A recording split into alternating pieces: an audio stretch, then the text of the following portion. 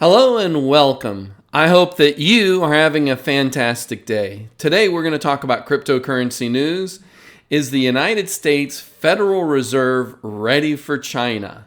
We're going to look at spending crypto at local stores. And finally, will Bitcoin stay above $10,000? So, our challenge, can we get 99 likes on this video?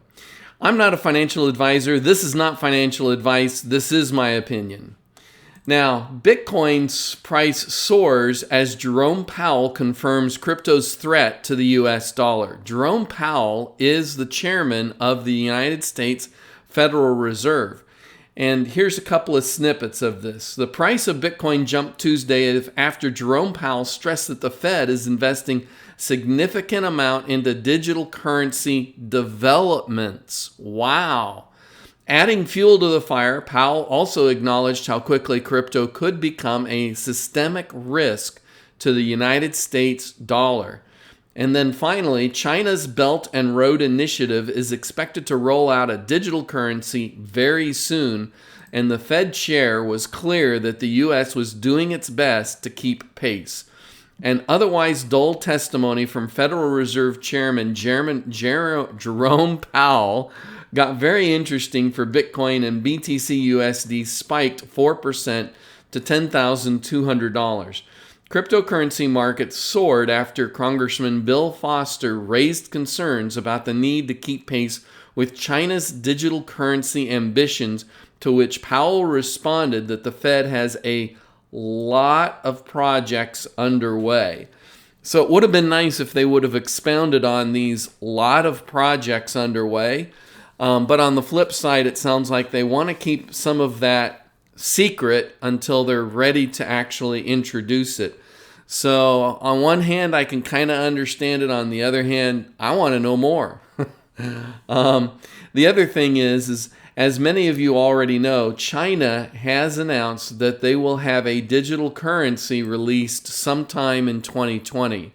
It sounded like they were going to release it in late 2019, before the beginning of the year.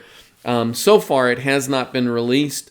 The last reports that we had from China was that they were working with Alibaba and WePay and several others in order to get those businesses' infrastructures set up to buy and sell using China's new digital currency. So China has made it very clear they're on the verge of rolling out their own cryptocurrency, and it's very interesting that the chairman of the United States Federal Reserve is indicating that they've got some stuff up their sleeve, that they're working on some cryptocurrency projects. So this could become very interesting. Now, BitPay launches InStore crypto payments with new POS partnership. Blockchain payments provider BitPay is now taking its service into brick-and-mortar stores.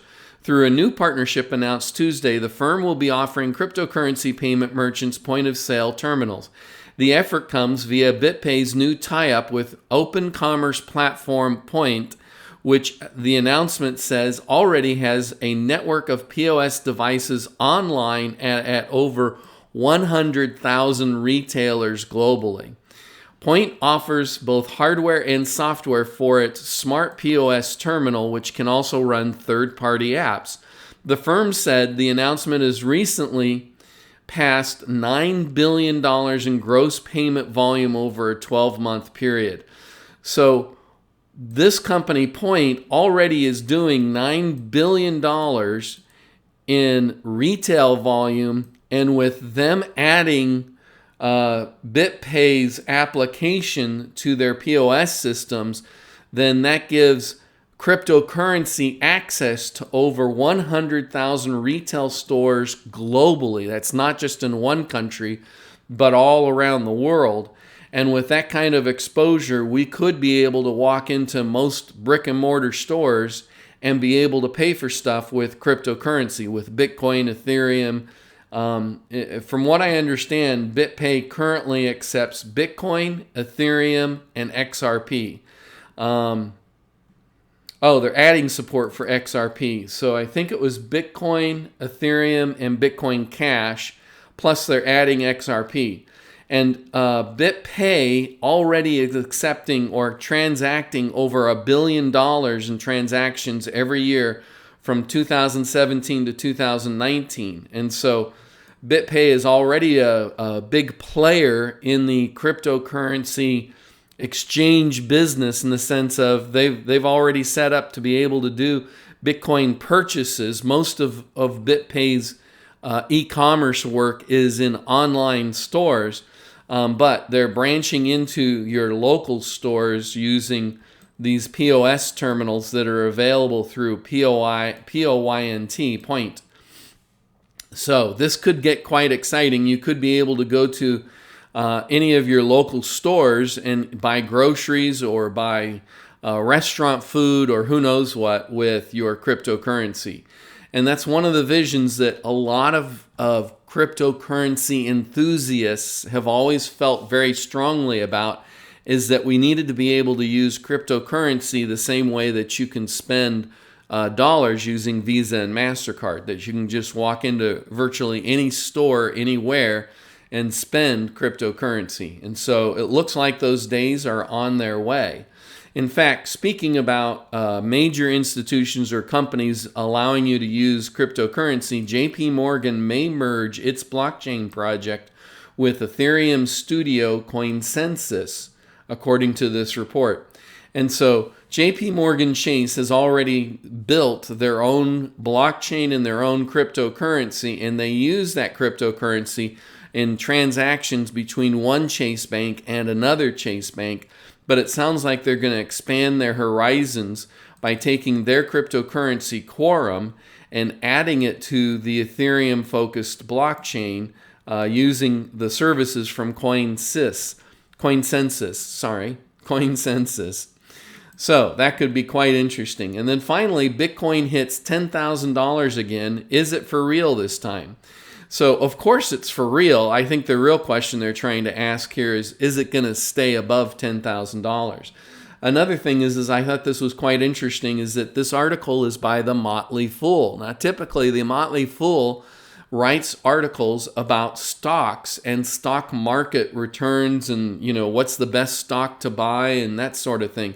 And so it's interesting that the Motley Fool is now putting some emphasis or recognition by writing articles about Bitcoin.